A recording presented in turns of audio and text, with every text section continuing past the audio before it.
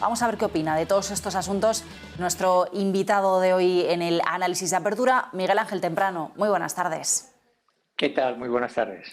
Bueno, ¿cómo has visto estos primeros movimientos de sesión y sobre todo ese dato, ¿no?, de empleo en Estados Unidos que impulsaba al alza los rendimientos y lastraba la renta variable?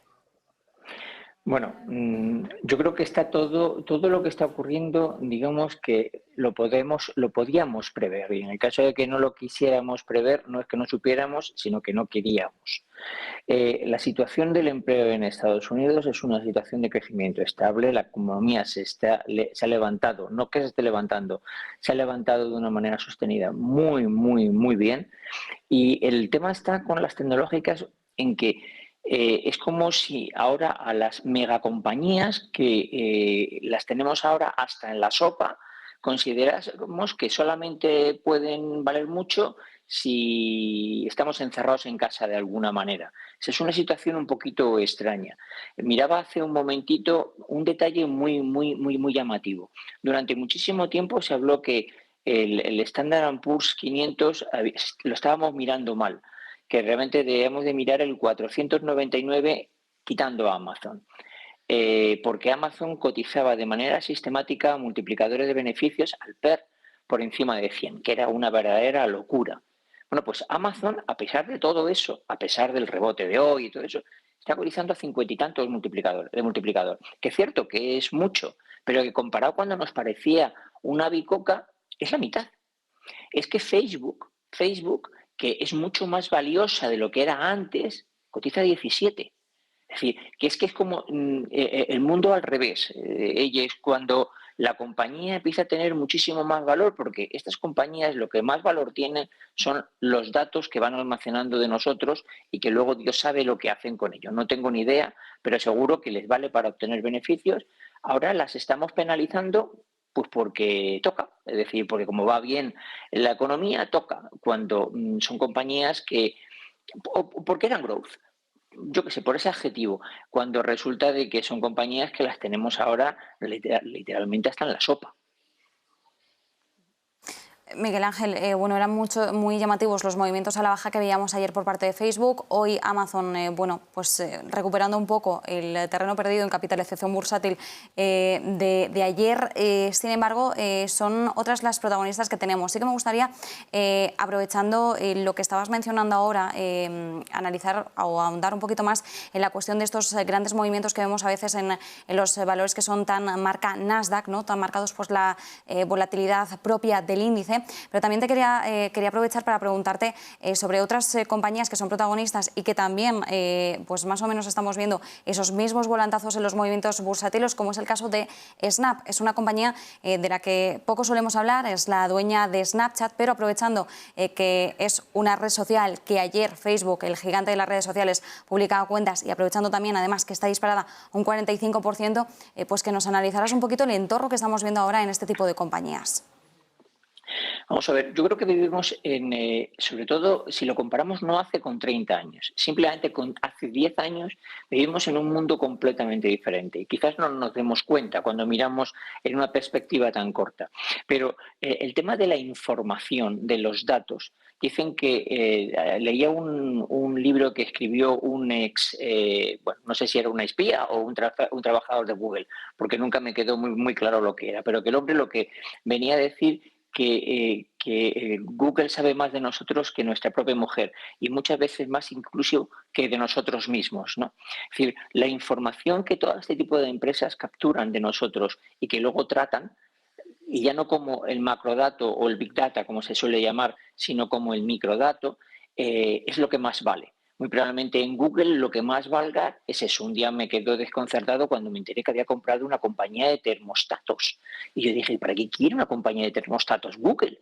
Y descubrí que es que, claro, eran capaces de darle esa información a las compañías eléctricas, vendérsela obviamente, y las compañías eléctricas darle instrucciones de que ellos bajasen o subieran 1 grado la temperatura de las casas para que aquello no se les no hubiera sobrepeticiones de energía en puntos críticos. Bueno, pues Snap le ocurre exactamente lo mismo. Es una compañía que en sí puedes considerar que no aporta absolutamente nada y lo único que es un verdadero recolector de datos. En la medida en que esos datos los sean capaces de trabajar bien y luego de saberlos cómo vender, el valor de la compañía literalmente se dispara. Se dispara. Luego haces como Facebook. Oyes, el Facebook se me está quedando retrasado, me compro el WhatsApp. El WhatsApp se me está quedando retrasado, me compro otra. Bueno, ahora se meten en el tema del Meta, que yo honestamente todavía me cuesta mucho creer, sobre todo el tema del tema del arte, del NTF y todo esto. Pero bueno, independientemente de que yo no soy capaz de entenderlo, hay una realidad, eso es un mundo. Entonces, todas estas compañías tecnológicas realmente te venden una tecnología que te ayuda a vivir, que te genera dependencia y detrás te captura. Y te captura en todos los sentidos. Cada vez vamos a poner más información dentro de ellas, nuestros historiales médicos. Bueno, el otro día veía una película donde un hackeo se cargaba a la gente porque tenía marcapasos. O sea, hemos llegado a un punto. Bueno, ese es el valor de estas compañías. Y no tiene pinta de que esto vaya a cambiar, ni muchísimo menos, solo que vaya a ir a más. Entonces, no me extrañaría que compañías como Snap, que al fin y a la postre dices, bueno, pues un programa como el de Snapchat, bien, pero es que su capacidad de generar información, mejor dicho, de capturar información y vendérsela a terceros, acaba siendo infinita, porque de alguna manera les cuentas todo. Miguel Ángel, hoy la cruz la estamos viendo sobre todo en la caída de Ford, los títulos de la compañía automovilística con un desplome del 10,30%. La compañía que bueno, pues ha presentado una perspectiva alcista para este año, pero parece que no ha sido suficiente conforme a lo que esperaba el mercado. ¿Cómo ves este sector? Bueno, yo creo que el sector de automoción, quizás hablar de automoción tampoco sea justo porque juntaríamos algo tan importante como son los camiones con una cosa tan diferente como son los coches o las motos, pero fundamentalmente digo que una cosa son los camiones que son necesarios para el transporte y otra son los coches, cambia. Y cambia por 2 motivos, fundamentalmente. La primera, porque el espíritu ambicionista que tenía la gente de mi generación y quizás de generaciones pasadas, pero no el de ahora, se basaba en tener un coche. Ese era tu primer punto aspiracional. Es decir, yo tengo un salario, con ese salario voy al banco, me endeudo y me compro un coche. Y era para mí un estatus no ya social, sino personal de superación. Eso no lo tienen las generaciones nuevas. Ese es el primer punto muy, muy importante. Y el segundo punto muy importante es porque el tipo de vehículos va a cambiar. Pero el problema es que no se sabe a qué va a cambiar. Lo que se sabe es que los coches van a ser cada vez menos dependientes de los combustibles fósiles, es decir, ni diésel ni gasolina. Pero no está nada claro si van a ser coches de baterías eléctricas de carga, si van a ser coches de pila de hidrógeno o si van a ser híbridos de otro tipo. No se sabe. Eso hace que muchas decisiones de compra se pospongan. Voy a poner un ejemplo. Yo tengo un coche. Yo cada día tengo claro que mi coche lo necesito menos y que me sería mucho más barato irme en taxi. Si además tuviese coches compartidos en la puerta de mi casa ya sería maravilloso. Pero vamos a imaginarnos que yo lo necesito cambiar porque mi coche está antiguo. ¿Y qué me compro? Si me están diciendo que dentro de escasamente 10 años la Unión Europea quiere no permitir coches más que eléctricos. Con lo cual resulta de que yo digo, bueno, pues es que si me gasto 10 y antes me iban a dar 3 por el coche cuando lo vendiese, después de 7 u 8 años, ahora es que me van a dar 0. Por lo tanto, muchas decisiones de compra se posponen hasta que no te queda más remedio. Pero ese posponer significa que coche que no vendes hoy a lo mejor tampoco lo vendes mañana. Y eso afecta a todas las compañías. Independientemente de eso, en ese sector hay una compañía que para mí me tiene fascinado. No la compañía, sino la valoración, que es Tesla. Yo soy incapaz, hace unos días que no miro cuánto valoran a Tesla, pero la última vez estaba en 343 veces sus beneficios. Una verdadera locura. Cuando lo que tengo muy claro es que Tesla no va a ser el líder en el futuro, sea lo que haya.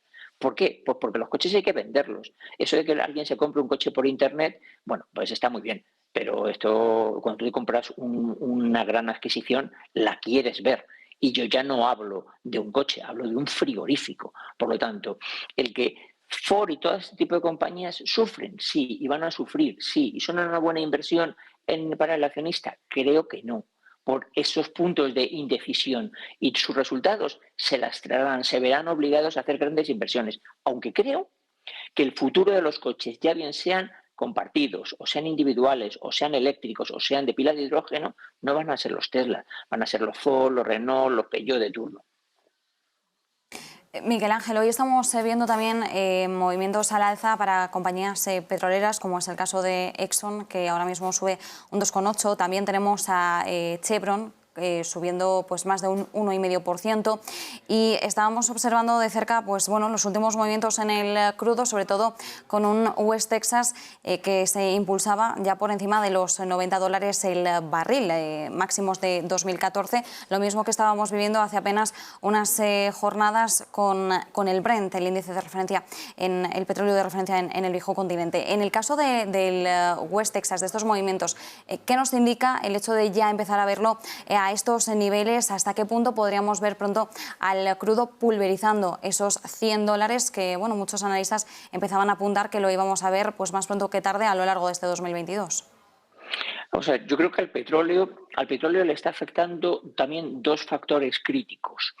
El primero, no debería ser así, y le está afectando el tema de la producción. Los países de la OPEP Plus, no sé cómo lo querrán llamar, es decir, no solamente lo de la OPEP, sino que se le suma Rusia y compañía, han incrementado, siguiendo las peticiones que hizo a través de Arabia el gobierno americano, su producción.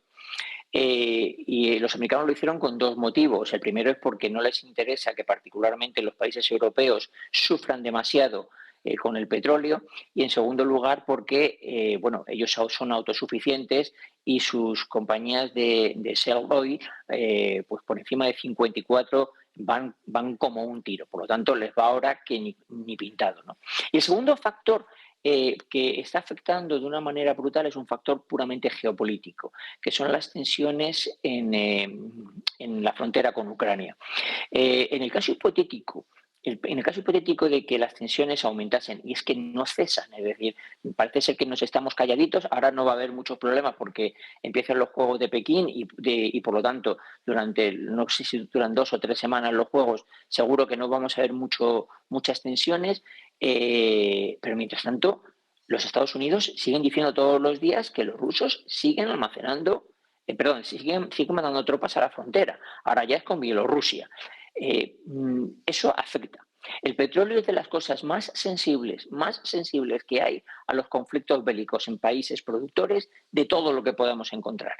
Es lo más sensible. ¿Por qué? Pues porque siempre se piensa de que, oye, pues mira, los productores se les va a vetar la producción, van a utilizar otras vías diferentes, toda una serie de problemas que van a derivar. Y eso yo creo que está afectando de una manera clarísima al precio del petróleo. Obviamente afecta al Brent, pero claro, de tirón afecta al West Texas, que es el de referencia. Entonces, mientras que las tensiones en Rusia no cesen, y yo creo que ojalá me esté equivocando porque no me puedo creer que esto esté pasando, pero llevamos desde noviembre con esto, el petróleo va a sufrir, o sea, mejor dicho, se va a encarecer y nos va a machacar. Obviamente, ¿qué le pasa a compañías como Exxon o Chevron? Bueno, Exxon es más extractora que refinera, mientras que Chevron es más refinera que extractora. Bueno, pues que sobre todo a Exxon le acabas de abrir pozos o zonas de extracción que tienen un break-even mayor.